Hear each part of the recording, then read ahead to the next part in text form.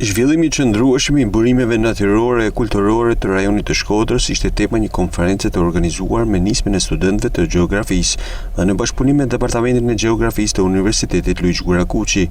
Kjo konferencë kishte si qëllim të angazhojë studentët në analizën e sfidave që lidhen me qëndrueshmërinë e trashëgimisë kulturore dhe natyrore. Tematika e kësaj konference është disi e veçantë, ka të bëjë me zhvillimin e qëndrueshëm të burimeve natyrore dhe kulturore të rajonit Shkodrës, ku studentët do të prezantojnë konkretisht dhe do shpalosin potencialet natyrore të këtij rajoni, ashtu sikurse edhe trashëgiminë e çmuar kulturore të rajonit të Shkodrës. Në këtë konferencë për të prezantuar studimet e tyre ishin 5 studentë të masterit në degën e gjeografisë. Kam përzgjedhur nga problematikat të cilin i hasim vit pas viti, siç janë turizmi masiv në parkun kombëtar të Thethit.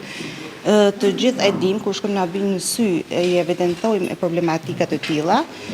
Kemi bërë një studim për rreth 2 vite dhe janë evidentuar një sër problematikash, siç janë mos menaxhimi i mbetjeve, janë ndotja e resurseve natyrore, gjithashtu një problem kryesor është dhe shkelja e shtigjeve të cilat po dëmtojnë florën dhe faunën në këtë zonë. Tema ime në këtë konferencë trajton migracionin shqiptar në Argjentinë dhe shembull ilustrues për këtë është edhe migracioni që shqiptarët kanë shfjedhuar në Argjentinë nga gjysma e dytë e shekullit XVIII deri në vitet 1990 krahas emigrimeve të shqiptarëve. Unë kam trajtuar një herazi edhe emigracionin arbëresh në Argjentinë nga viti 1870 deri në fillimet e viteve 1900. Kjo konferencë, e cila zhvillohet prej disa vitesh, është një mundësi për të ndarë ide, përvoja dhe hulumtime mbi çështje të rëndësishme për të ardhmen e qëndrueshme të vendit tonë.